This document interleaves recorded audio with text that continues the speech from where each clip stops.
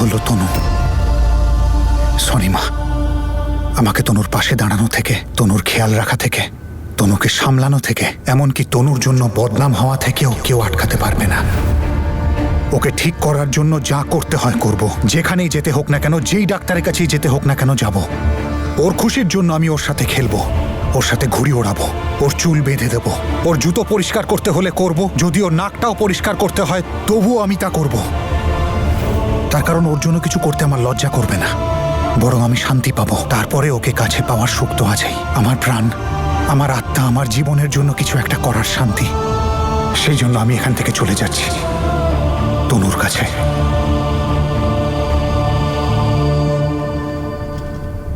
আরও এখন যেই অবস্থায় রয়েছে সেই অবস্থাতে আমিও থাকবো, আর এটা আমার সিদ্ধান্ত।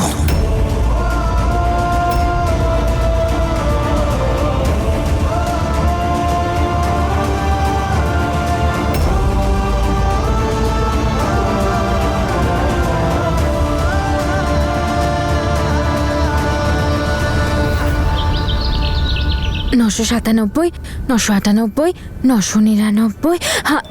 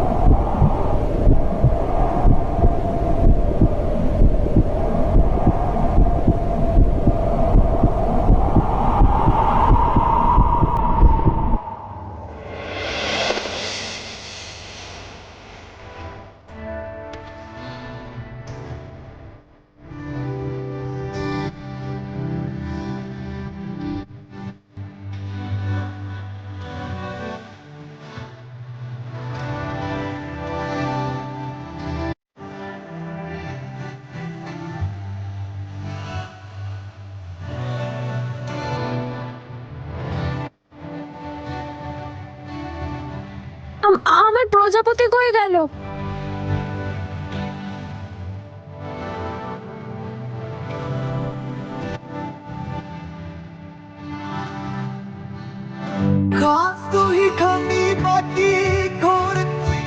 কি?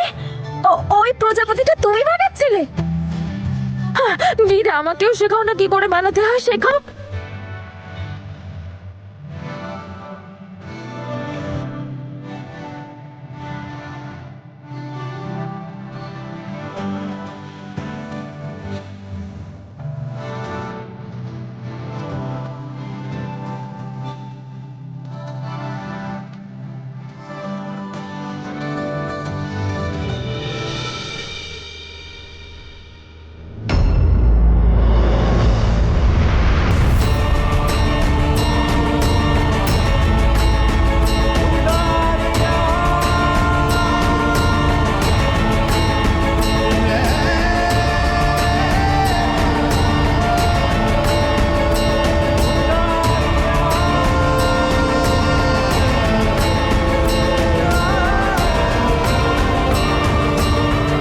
যতদিন তনু এই বাড়িতে থাকবে, বীরকে আমি কিছুতেই পাবো না।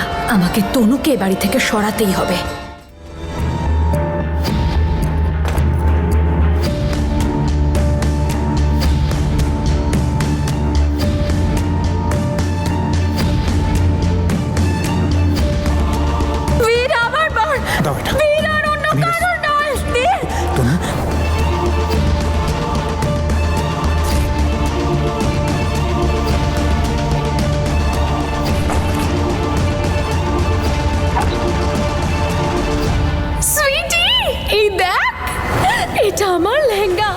স্পেশালি আনিয়েছি আমি আমার বিয়ের জন্য। সুইটি, আমি তোকে কি করে বোঝাবো এই ড্রেসটা পরার জন্য আমি কবে থেকে কি এক্সাইটেড। কি সুন্দর দেখতে দেখ। কিন্তু এটা ভুলে যাস না, এখন কিন্তু তুই বিধবা, আর অমনিক মারা গেছে মাত্র 2 মাস হয়েছে। বীরের সাথে তোর বিয়েটা শুধুমাত্র এই সন্তানের জন্য হচ্ছে। সুইটি, আমি না কখনো কখনো বুঝতেই পারি না যে তুই আমার বন্ধু নাকি শত্রু। আরে কখনো তো আমাকে আনন্দ দেখে নিজে একটু আনন্দ কর। আমার বিয়েটা যে কারণেই হোক না কেন, আমি তো আমার বিয়েটা ধুমধাম করে পালন করব। কথাটা বুঝতে পেরেছিস? যদি আজ ওই তনু আমাদের জীবনে না আসতো তাহলে আমার আর বীরের এতদিনে বিয়ে হয়ে যেত, আমরা আনন্দে থাকতাম। কিন্তু না, বীরের কাছে তো আমার সন্তানের থেকে বেশি ইম্পর্টেন্ট ওই তনু। কোনো ব্যাপার না, করে নাও। যত আদর ভালোবাসা করার আছে তোমার তনুকে করে নাও, কারণ বীর তোমার বিয়ে তো আমার সাথেই হবে।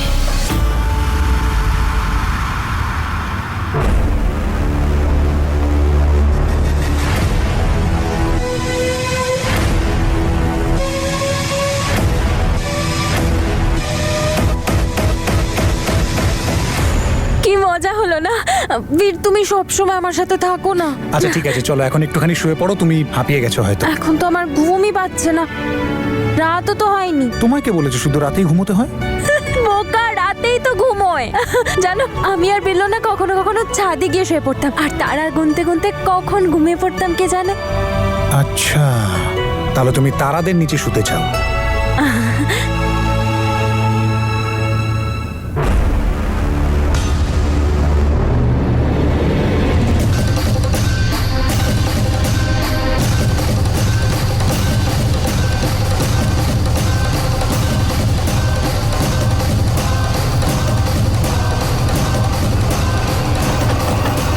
জেসমিন, জেসমিন দরজাটা খোল, আমি তোর জন্য ফল কেটে এনেছি।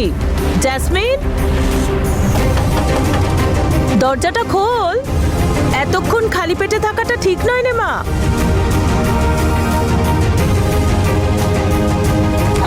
কি হয়েছে মা, খুলতে এত দেরি হলো যে? কিছু হয়নি জেঠিমা, আসলে আমি কাউকে আমার চোখের জল দেখাতে চাই না। তনু আজকে অলরেডি সবাইকে খুব কাঁদিয়েছে। তোর জন্য আমার খুব কষ্ট হয় রে। তোকে আমি অনেক ভুল বুঝেছি, এখন আমি তোর কষ্টটা বুঝতে পারি মা। Thank you. প্রথমবার আমার মনে হলো কেউ আছে আমার পাশে। আর সত্যি আমি বীর আর তনুর মাঝখানে আসতে চাই না, কিন্তু আমি তো ভাবি যে আমি তো যেমন করে হোক আমার জীবনটা কাটিয়ে নেব, কিন্তু আমার সন্তান। এসব কি কথা বলছিস তুই? হ্যাঁ, আমার মনে হয় তোর বিয়েটা বীরের সাথেই হওয়া উচিত। তোর বাবা মা এই কথাটা বুঝলে তো? বীর তো বুঝবেই না।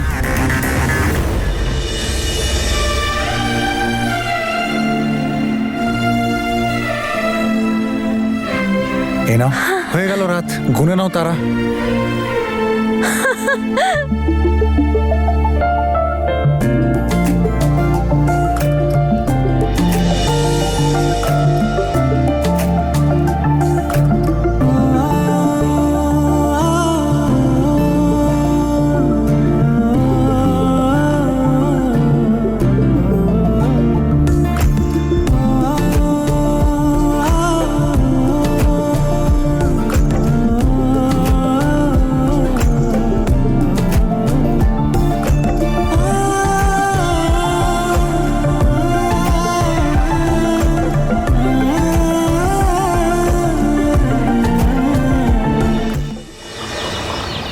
কাকিমা, আমার জন্য 2টো পরোটা এক্সট্রা প্যাক করো তো, সবাই না খেয়ে ফেলে। ঠিক আছে বাবা। বীর, কাকিমা দেখো না, তনু দিদি এসছে। বীর, বীর কোথায়? দেখ, বীর চলে আসবে, কিন্তু আজ আমি তোর জন্য দারুণ জিনিস আরে বানিয়েছি। কি করছো দিদি? যতক্ষণ না বিদ্যা এখানে আসছে তুমি গেস করো তো তোমার জন্য কি বানিয়েছে। বল। স্পেশাল হ্যাঁ, আলুর পরোটা। আরে বাবা, আরো স্পেশাল, ইয়েলো গোল গোল। ইয়েলো ইয়েলো গোল হ্যাঁ। গোল। লেবু, না না না না না, লেবু পছন্দ নয় আমার, টক। তনুমা, আমি বলে দেব? হ্যাঁ ঠাম্মি, তুমি বলো না কি বানিয়েছে। ঠাম্মা, নো চিটিং। আমি বলছি কি বানিয়েছে। আরে তনু যখন বলেছে, তনু তো একটা জিনিসই খুব ভালোবাসে, আজ কোপ্তা হয়েছে। আরে তুমি ছাড়ো না দাদা, কোপ্তা নাম শুনলেই অ্যাসিডিটি বেড়ে যায়। আমার মনে হচ্ছে যে ডিমের কালিয়া হয়েছে। আরে কেউ তো গেস করো কি রান্না করেছে। আরে তনুর মা আজকে এমন কি বানালো? আমি জানি। বীর এসে গেছো তুমি। আন্টি আজকে ডাল রান্না করেছে, এই গোল গোল বড়া আর ইয়েলো ইয়েলো ডাল। তুমি যখন বলছো তাই বানানো হয়েছে, তো তাই না আন্টি?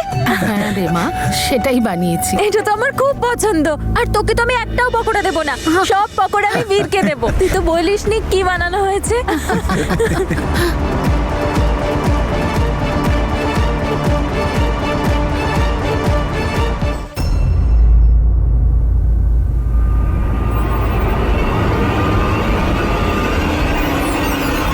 জ্যাসমিন, ওদের তোর খেয়াল রাখা উচিত। আর দেখ, তনুর দিকেই ওদের নজর। তুই এখন কিছু খাবি মা? না জেঠিমা, আমার একদম খিদে নেই। ঠিক আছে আন্টি, তাহলে খেতে দিয়ে দিন তাড়াতাড়ি, আমার খুব খিদে পেয়েছে। এসো তনু। জাসমিন, মা কোথায় যাচ্ছিস? তুই তো কিছু খাসনি। তোর জন্য গরম পেঁয়াজের পরোটা বানিয়েছি। না মা, আমার একদম খিদে নেই। আমি সুইটির সাথে একটু মলে যাচ্ছি। আরে একটু দাঁড়া মা, দাঁড়া, আমি টিফিন দিয়ে দিচ্ছি।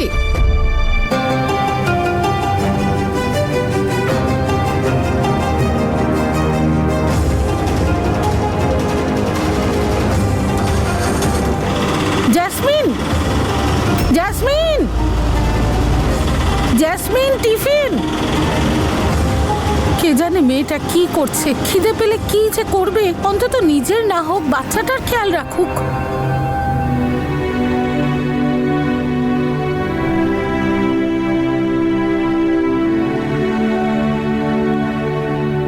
শোনো, হ্যাঁ গো, টিফিন বক্স নিয়ে ওদিকে কোথায় গিয়েছিলে? জেসমিনকে দিতে গেছিলাম, কিছু না খেয়ে দিয়েই গেল, এমনিই চলে গেল। আর টিফিনটাও নিল না, মনে হয় আমার উপর রেগে আছে। আর আমি বা কি করব? তনুর দিকে লক্ষ্য রাখবো না জেসমিনের দিকে? তনুর অবস্থাটা তো আমরা সবাই জানি, অন্তত জেসমিনের তো বোঝা উচিত। মা হতে চলেছে, এখনো ছেলে মানুষই গেল না। কি বলছো? ওরা কি এখনো বাচ্চা আছে নাকি? আরে ওর তো বিয়ের সাথে বিয়ে হতে চলেছিল। আর এখন বীর, তুমি তো সব দেখছো তাই না? খারাপ তো লাগতেই পারে ওর। একটু সময় দাও ওকে, আস্তে আস্তে সব ঠিক হয়ে যাবে। সেসব তো ঠিক আছে গো, কিন্তু আমার খুব ভয় করছে জেসমিন যেন সবকিছু তাড়াতাড়ি ভুলে যায়। যদি তেমনটা না হয় না, আবার ওই আগের জেসমিন না হয়ে যায়, জেদি আর বদমেজাজি। তুমি একদম চিন্তা করো না, আমি জেসমিনকে ভরসা দিয়েছি যে আমি ওর পাশে আছি। ও সবসময় অভিযোগ করে না যে কেউ ওকে বুঝতে চায় না, কেউ সঙ্গ দিতে চায় না, কিন্তু এইবার আমি ওর পাশে আছি। সেই জন্য এবার আরও তেমন কিছু করবে না, সব ঠিক হয়ে যাবে। আন্টি আরো লাগবে, আর পকোড়াও। আনছি রে মা।